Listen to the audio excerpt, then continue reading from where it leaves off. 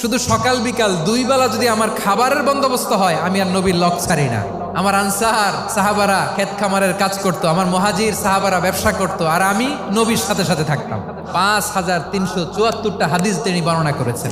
সবচেয়ে বেশি হাদিস বর্ণনাকারী সাহাবী আবু হুরায়রা রাদিয়াল্লাহু তাআলা আনহু। বিড়ালের বাবা কি করতেন? খালি হাদিস মুখস্থ করতেন। হাদিস প্রিজার্ভেশনের কাজে বিশ্বনবী ওনাকে কাজে লাগিয়েছেন। উনি একদিন বলেন, ইয়া রাসূলুল্লাহ আসমাউ মিনকা কাসীরান ফালা আহফাজু। নবী, অনেক কথা শুনি, আমার মনে থাকে না। বিশ্বনবী বললেন, তাই তোমার চাদরটা বিছাও। আবু হুরায়রা বিছালেন। বিশ্বনবী হাত বুলায় দিলেন। এরপরে অনেক হাদিস বর্ণনা করলেন। আবু হুরায়রা বলে, তারপর থেকে বিশ্বনবী যাই বর্ণনা করে আমি শুনি আর একটাও বলি না। এখন সুবহানাল্লাহ। বিশ্বনবী ওনাকে নবীর এই যে লক্ষ হাদিস প্রিজার্ভেশনের এই দায়িত্ব দিয়েছেন সাইয়েদনা আবু হুরায়রা রাদিয়াল্লাহু তাআলা আনহুকে। আপনারা কি খেয়াল করেছেন কত বড় চৌকস ট্যালেন্ট হান্টার ছিল আমার নবী? এক একজনের এক এক ট্যালেন্ট, এক একজনকে এক এক দায়িত্ব দিয়েছেন, এক একজনের প্রতিভাকে এক এক ভাবে বিকশিত হওয়ার সুযোগ দিয়েছেন। আওয়াজ করে বলেন ঠিক কি না?